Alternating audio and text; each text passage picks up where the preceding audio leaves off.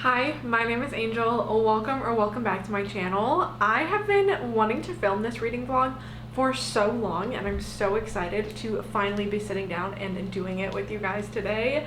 So basically the whole idea of this is I am just going to be reading gross books. These are books that I've heard multiple people say in online reviews that they are gross, and that's pretty much it. However, when I was getting ready to film this, because I've had the TBR set for a while, but when I was getting ready to film it, I realized that I don't think one of these books actually fits the criteria. But let me go through the original TBR I had for this video. So first of all, we have Where I End by Sophie White. I have heard many people say that this book is gross, though it is not the main focus of the book. I've heard that it is, and I have had this on my TBR for so long. I think it was indie published before, possibly, and then it got pulled, and then it got republished traditionally. So it's been a while that I've wanted to read this book. I have my little aardvark copy here, and I'm very excited to finally get to it. So like I said, with this one, I don't believe the gross elements are the main point of the story, but I think this book, that might kind of be the case. Next, we have Paradise Rot by Jenny Haval. The only thing that I've heard about this book is that there's a lot of urine in here, and it's gross in that way. Even on the back, it's described as being putrid. So I think this will be a good one, and I've been wanting to read this one for a while. And then the other book that I originally had, and I don't know where I saw this, but I must have seen somebody somewhere say that this book is gross, or else it wouldn't have ended up on the TBR, but who knows. The Seep by Shauna Porter. However, when, like I said, prepping to actually get down to business and read for this video, I was looking through reviews online, and I could not find a single person that said that this book was gross. So I don't know where I got that idea in the first place. I don't think this actually fits in with the criteria for the video. I will still be reading it anyways because I just want to read it. But it was kind of perfect because I was like, okay, well, I need a replacement for that one. And this book just came out. I've been dying to read it. I've been seeing so many good things about it, and I was gonna read it anyways this month for the Literally Dead book club, but that is Bat Eater and Other Names for Cora Zeng. This is about a woman who is a crime scene cleaner, I believe, and I've heard plenty of people say that this is a nasty book. So I'm so excited that I get to fit it in for this video. So these are the three for the official TBR for the video. The Seep I will be reading. I don't know if I will include it in this vlog. So of these three books, I don't know which one to start first. Bat Eater is really calling to me though, because like I said, it's a new release and like everybody's talking about it right now, so I want to get in on the hype. It's also a library book, so I feel like it makes most sense to try to read this one before I read the two that I own, so there's no time limit on them. So with whatever I decide, I will come back and let you guys know what I'm thinking of the book.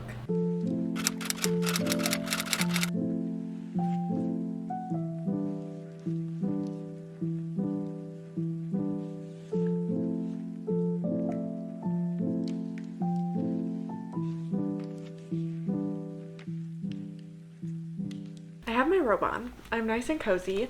Today I have been reading Bat Eater and Other Names for Cora Zeng by Kylie Lee Baker. I am just over 100 pages through it now, and I totally understand why so many people are loving this and why it is like such a hot topic online right now within the book community, and why there are so many high ratings. The writing is absolutely stunning, and it actually kind of put me in a little bit of a predicament. I started this morning and I was reading it, and I was like, there are so many beautiful quotes in here that I wish I could highlight, and I was thinking, should I be writing down like page numbers? Should I write down these quotes so that I can go back and reflect on them? And then I realized the book is available on Kindle Unlimited, so I went ahead and picked that up, and I read the first 3 chapters in here before I learned that, and then since then I've been reading it on my Kindle so that way I can actually highlight everything. Cora Zeng is just a very unique and fascinating character to follow, and I really love seeing the way that she views the world and the way that she interacts with other people. So we get introduced to Cora as our main character at the beginning of the book, and very, very early on in the story, she witnesses her sister get murdered. She is pushed off of a subway platform by this strange man, and she pretty much gets decapitated by an oncoming train. It is incredibly horrific and very, very brutal, and Cora witnesses this, and this is taking place during the pandemic. This is set in 2020, April of 2020 to be specific, is when the book starts. And so Cora has lost her job. She's out of work because she worked at a museum, and obviously the museums are closed with the COVID pandemic. So she kind of has a little bit of a career change, and she begins working as a crime scene cleaner, which that stuff doesn't bother her after witnessing her sister get decapitated right in front of her. And I think that's a really interesting element to follow as well with this character, because there was a point in my life where I considered doing that and like becoming a crime scene cleaner, which honestly I don't think I'd be able to do. I think the main thing that would get me would be the smell. Like, I don't think, like, death doesn't really bother me. My current line of work, like, I'm around death and people that are dying a lot, and it doesn't really bother me. But I know crime scene cleaning is entirely different because you're dealing with blood and guts and gore. But that's why it's been so interesting to follow her, because she's going to work and witnessing all of these horrific crime scenes, and she's kind of like desensitized to it, and I think it's really, really interesting. So she's obviously dealing with a lot of grief after losing her sister, and just her life in general. She has a lot of like difficult things and difficult dynamics within her family. She lives in the States. She lives in New York. Her father is Chinese and he lives in China, and he came to America briefly and hooked up with an American woman who is Cora's mother. And then her sister Delilah had a different mother who was Chinese, I believe, as well. So they have the same father. But her dad's not really involved in her life at all, and she has two aunts that live in America that she mainly associates with. She has one who is Chinese and one who is American, and that's been really interesting because she kind of like spends time separately with each of them. But her American aunt is like very religious and is always bringing her to church, to Sunday mass, and making her go in and do the confessionals. And then her other aunt on the other side of things, her Chinese aunt, is very much into like tradition and Chinese superstitions. And currently what is happening is, I think they're getting ready for the Hungry Ghost Festival, which is described as when the gates of hell open. And I guess the whole idea of that is you have to make offerings to these ghosts or to loved ones that have passed in order to keep the hungry ghosts from coming back. So Cora has never really believed in that, but after losing her sister, she is starting to witness an increasing amount of odd occurrences in her life, and it's also bleeding into her work as well. Like I said, she's a crime scene cleaner, but one of the big things that is occurring at work is it seems like all of their recent jobs have been Asian American women who have been brutally murdered in their homes. And of the 2 jobs we've seen her attend so far, there has been a bat at each of those scenes, which of course comes back to the title, a bat eater, which relates back to the COVID pandemic, and how that all started, people calling it the China virus, and the rumors about just everything about how COVID started. And I think this definitely gives you a really good look into the extreme side of racism that Asian American, of course specifically Chinese American individuals faced during the COVID pandemic. And of course we are witnessing Cora as she experiences that firsthand. I mean, the fact that her sister was brutally murdered and the only thing that the person said as they did it was bat eater, and that's just been really, really powerful. and very devastating to read about so far. As far as the gross factor, because that's the point of this video, right? It's definitely been gross with the crime scene cleaning elements, and there's also been like a few spooky moments in here as well that I'm really liking. So I just want to share a few quotes that I think are really interesting and really give us a good idea, like I said, of just the way that Cora views the world around her. I think is so fascinating. If you are not interested in hearing quotes, I will put in a timestamp so you can skip ahead. In this passage, she is talking about a fish that her aunt has.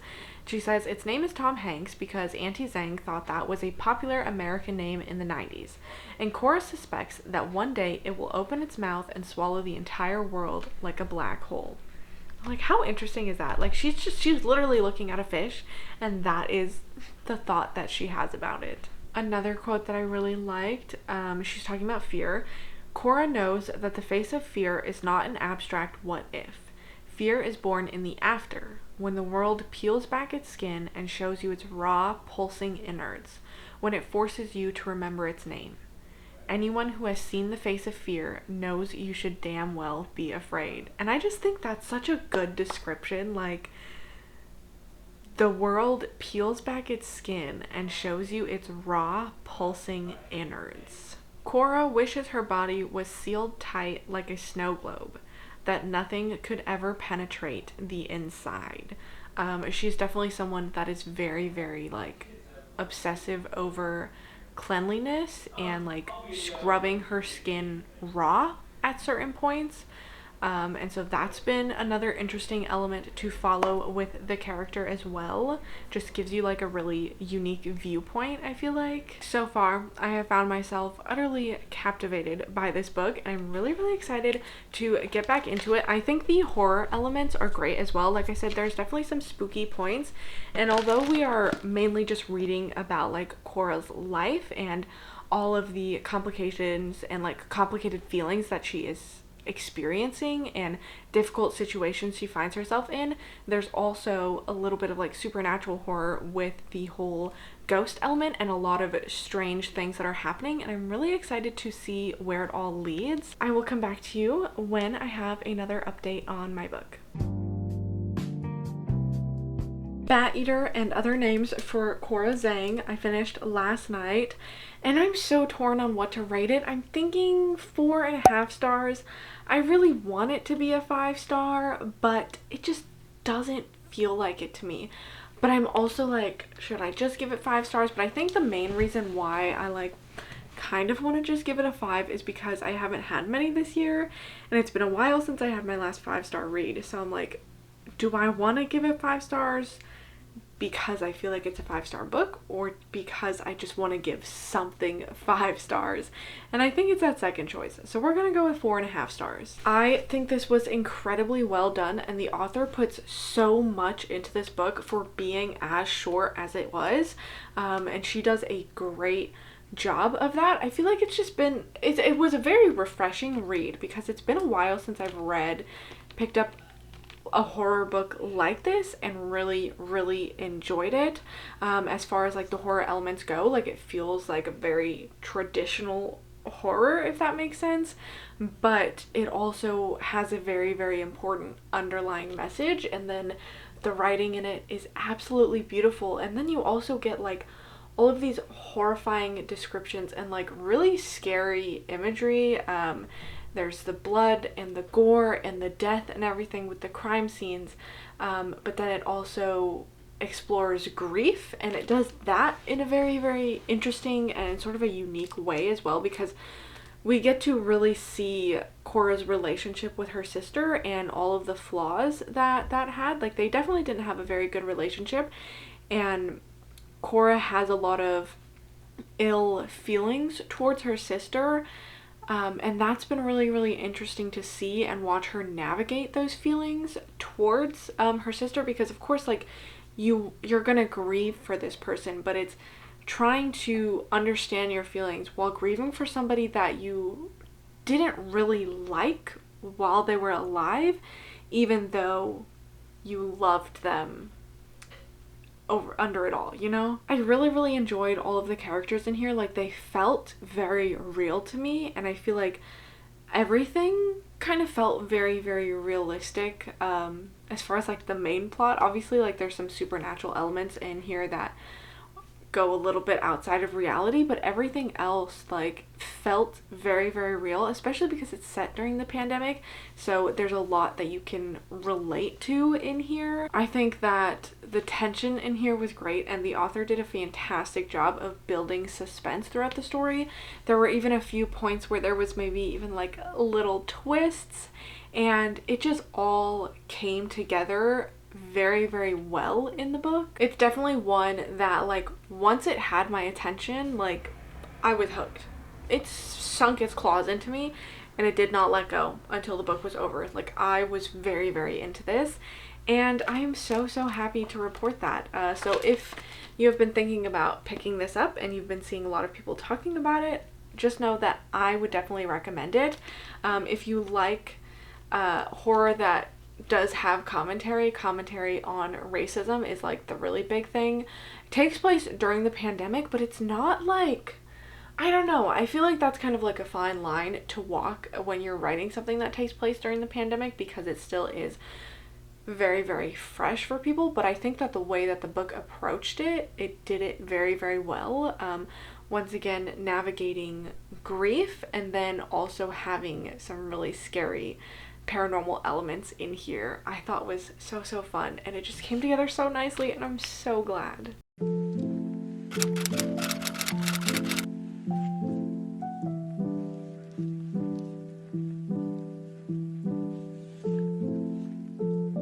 I am now about halfway through where I end now. I'm on chapter 13, which also, can we talk about like how cool that is in the book? The little illustrations or whatever on each of the chapter pages.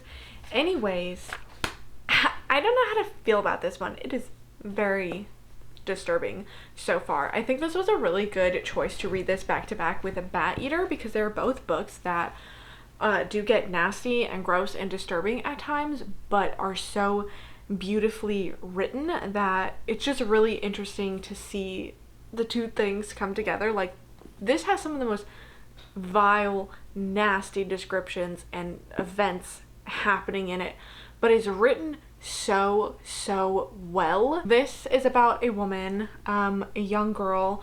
I think she's 19, and she is living on this island off of Ireland, and she lives with her grandmother and her mother. Her mother is disabled and completely bedridden and cannot do anything for herself, cannot move herself.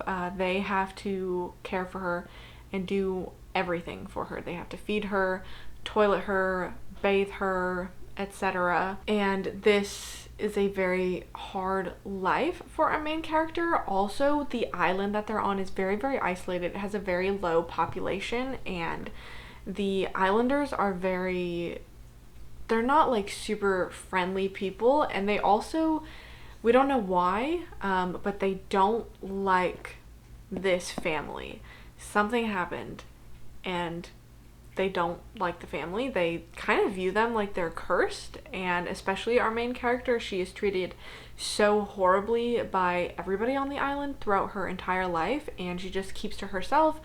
It's just her and her grandmother. Her father comes to visit every month to see them and to spend some time with the mother, but other than that, he's not really present in their lives or on the island at all. It did take me a little bit to get into this one at the beginning, just because of the way that it's written, like the style of it, but now that I'm like used to how it's written, I am so invested in the story. And like I said, it's definitely extremely disturbing so far, but there's just something about it that keeps pulling you in, and like, it's not something that I want to be reading about.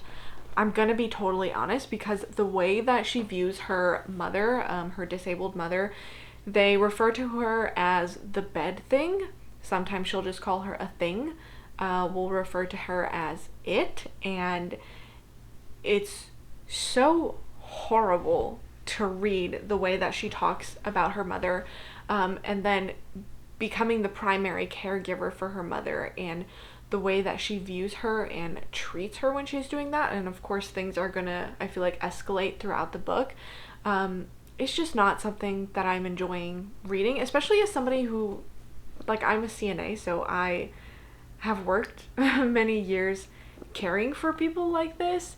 And of course, like, I understand it's extremely frustrating, and it drives you to anger. It's mentally and physically exhausting, especially when you're doing it for a loved one.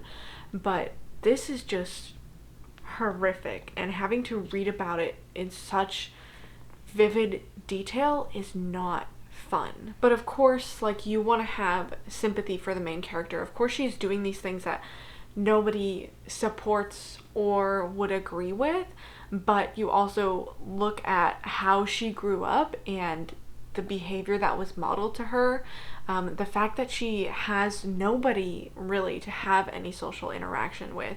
Her grandmother does not talk to her very often, seems to get, like, irritated when our main character, I'm not saying her name because I don't know how to pronounce her name, because it's Irish, but she just doesn't have, like, social interaction from anybody, and she's just stuck in this home.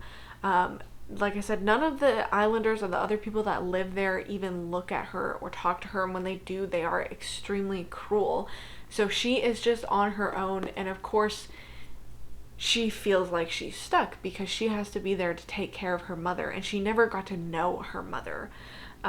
She has some distant old photographs of when her mother was pregnant, and that's really it. She never got to see her mother before whatever happened to her, and that's definitely, like, gotta be hard to deal with, I'm sure you can imagine. And so having to care for this person and just feeling, she views it as like a chore. She doesn't feel any love or care towards this person, and that's definitely very evident with the language. So it's difficult to read, but it's such a fascinating exploration, I feel like. But the story really picks up when she is down on the beach. Swimming is like her one refuge from her life. She's down on the beach and she sees a baby in the sand, and she goes over because she's like, what is this baby doing? And this woman comes out of the sea and is like, hey, my name's Rachel, what's up? I'm just moved here, like, I got this position, I'm here for a month. And she's an artist, and the main character, of course, is, like, immediately, like, appalled and kind of weirded out because she's like, oh my god, like, this person's actually conversing with me and, like, seeing me as a human being. And of course that turns into a little bit of an obsession very, very quickly, and things are getting weird with that relationship. And of course she is further neglecting her mother's care in order to go and see this woman and build that relationship. There's just a lot happening, and like I said, I don't like reading it, but it's so beautifully written that I'm really, really loving it. It's definitely like a motherhood type of horror for sure. Not only with the woman Rachel, she is a single mother, and we are getting to see, like, how difficult that is for her, but also our main character's relationship with her mother as well. As far as grossness right now, I would say that this is grosser than Bat Eater. Disturbing and gross, of course, are two different things, but there was one specific scene where she was describing a really bad bed sore in extreme detail, and that got me. That's really, like, that is going to live in my mind, the image of that, forever, and I'm not happy about that. So I'm kind of in, like, a love-hate predicament with this book right now. I think I'm gonna put it down for the night, and I will get back to it tomorrow and probably finish it then. So I will see you guys with my final update on this one.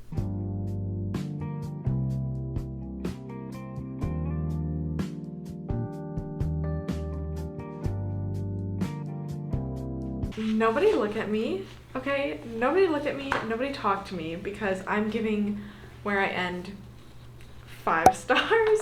I think that the best word to describe this book, like, to describe it in one word, haunting. because this is a book that sticks with you. It has not left my mind since I finished it a couple of days ago. Like, the ending of it, oh my god. I think it, once again, it just goes back to like the beautiful writing. I think Sophie White is an incredibly talented author after having read this, but also the pacing, I feel like she gets so well, and just setting the tone of the story from the very beginning and carrying that unsettling tone throughout the entire book as more things unfold, I think was done so well. I think this has some of the most disturbing imagery and content that I've read in a book, and I think it's definitely the way that the story is told adds to how unsettling and disturbing it all was. This, I feel like, is definitely motherhood horror at its finest, so if you're a fan of that, definitely pick this one up. I also think it's interesting to note that I am doing this vlog and reading this not too long after reading or doing my Otessa Moshfegh reading vlog, and I feel like it's very fitting because I think that they are kind of a similar vein. Like, if you like this book, I feel like you're probably somebody that likes Otessa Moshfegh, or if you like Otessa Moshfegh, I would probably recommend this book for you. And let me just say, never in my life have I ever read a book with a scene where there is somebody suckling on an old woman's breasts. And you know what happened? I read scenes of that nature twice this month from 2 different books. And I was not expecting things to go that way. I'm not really going to say anything more about it because this is definitely one that kind of like slowly unfolds as more details get exposed, the more like disturbing and fucked up it gets, and then I think that everything comes together very well at the end. And I know I told you guys, like, there were so many things within this book that I was like, I don't want to read this, but it grew on me. By the end, I came to really, really love it. Something I think is interesting to note just about the book is I really like that she puts a note at the end on the use of Irish. And there's actually like a little, I don't know if this is technically a glossary, but I didn't realize this till the very end. But there are some points in the book where in the dialogue they are talking to each other, the characters, and that is left in Irish. And sometimes they give you like a little vague explanation of like what that means, or you can infer from context clues. But it's really nice because she actually went through and put in every single phrase that's in Irish that is featured throughout the book. She translates for you, which I really like. I wish that I had known about that before. And then also a little list of names and what those names mean. So our main character's name, which I'm pretty sure is pronounced Elin. I think they kind of pronounced it earlier in the book, or like explained how to pronounce it. But her name means fair lady. And I think that's really interesting. And then this edition also has, I don't know if this is in all of the print copies, but there's an interview with Sophie White. And then she writes at the very beginning, she talks about where inspiration for this novel came from as far as like motherhood, but also her own battle with mental illness, and then also talking about her father. I guess her father was disabled and she had to help in caring for him before the end of his life, and the way she has chosen to speak about what she speaks about in this book. I really, really like this. Like, I went into it expecting that I was gonna love it. I knew it was gonna be weird and strange and unusual, but I thought it would be right up my alley. And at first I wasn't sure, but having finished it and reflected on it a bunch since then, like, I think this really was a fantastic book. But I don't know if I would necessarily recommend it because it does get a little difficult to read with the content at times, and I would totally understand anybody picking this up and DNFing it, because I even myself considered it, like, if I was reading this under different conditions, if it wasn't a book that I like bought with my own money and owned and then was reading for a vlog, it's likely that I would have DNF'd this because it was very difficult to get through at times with things that were happening. And with that, we move on to the last book for this reading vlog.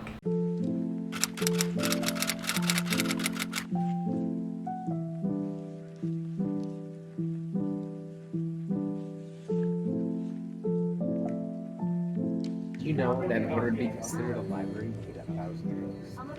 No, I googled that. That's just the thing people say on the internet so they can show off their book collection. She's implying she needs 1,000 books at some point. Well, if she needs a house big enough to hold, that would be nice.